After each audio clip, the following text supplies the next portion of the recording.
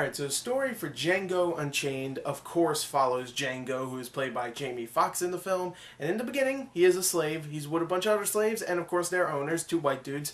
And Christoph Waltz, out of nowhere, his character, comes out and says, I want to go and buy one of your slaves. His name's, by the way, I forgot to mention, his name is Dr. King Schultz in the film, which I thought was pretty funny. And he says, I want to go buy one of those slaves. And of course, that slave is Django. They say no. The two white dudes, they're like, no, we're keeping them. And Christoph Waltz, being the badass he is, he's like, fine. And then bang, bang, kills both of them and takes Django with him. Now, the thing is, Christoph Waltz wants something from Django, not work or anything, well, kind of, but he wants Django to help him identify three people that he is looking for because he is a bounty hunter. He's trying to kill these three so he can bring them back and get his bounty.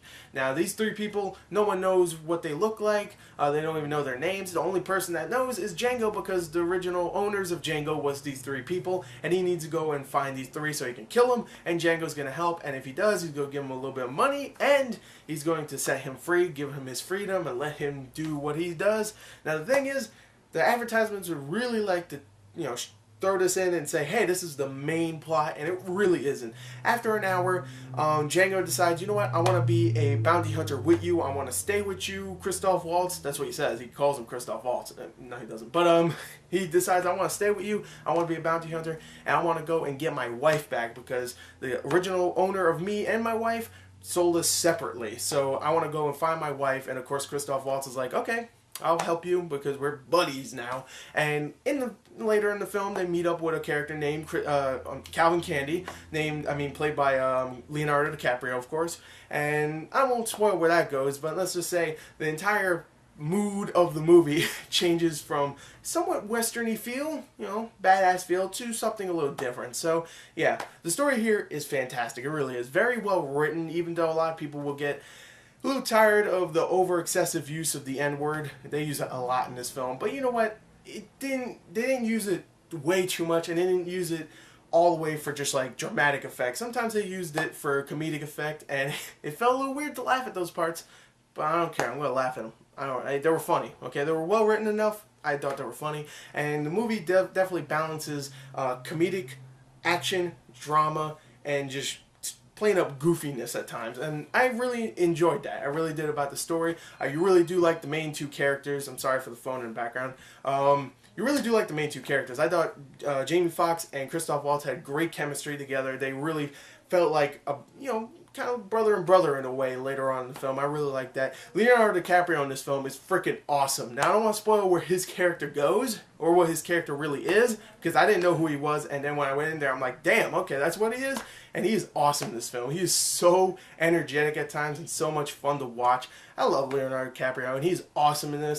I wouldn't be surprised if he got a Best Supporting Actor award for this because he is fantastic in this film. And, Christoph Waltz and even Jamie Foxx, to some extent, I think should go up for that award too because they are amazing in this. They really are. Those three are fantastic. You also have Samuel L. Jackson in the film who comes in later along with Calvin Candy, and he is amazing in this film as well. He's very funny. When I said they used the N-word as a comedic effect, he comes in and uses that perfectly. He is fantastic in this film, and I really love all those characters. I do. I mean, some of them are despicable. Even the heroes at times can be despicable, but you know what? I really enjoyed that. That's what Quentin Tarantino does well, and I really like the characters. I really like the actors. The rest of the supporting cast did a really damn good job as well, and overall, I thought the story was a lot of fun, balances a lot of stuff, and the acting was a lot of fun as well. So you know what? Let's go on to, I don't know, let's just wrap this up. Actually, I know what I can talk about. I have a couple of complaints. I really do. One complaint I have is that the movie is long, and I kind of felt that at times. I was like checking my phone, like, okay, alright, the movie should have ended about 10-20 minutes ago, but it's still going on, and what they showed me was fun enough, don't get me wrong, but it went on a little too long at times, but that's Quentin Tarantino. Again, I should have just expected that. Number two, that should be by the way, that shouldn't be just a thing to say, oh, it's Quentin Tarantino, so it's, it's fine. No, it's not. It really isn't. It went on a little too long.